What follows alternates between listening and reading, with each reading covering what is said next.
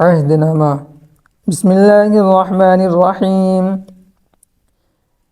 اللهم فاطر السماوات والأرض عالم الغيب والشهادة أنت الرحمن الرحيم.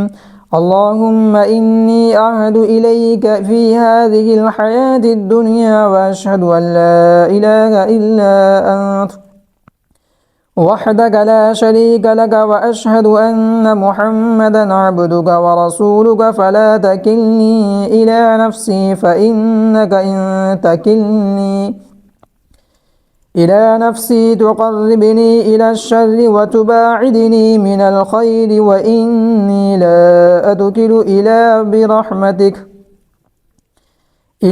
برحمتك، فاجعل لي عندك عهدا توفيه إلى يوم القيامة، إنك لا تخلف الميعاد.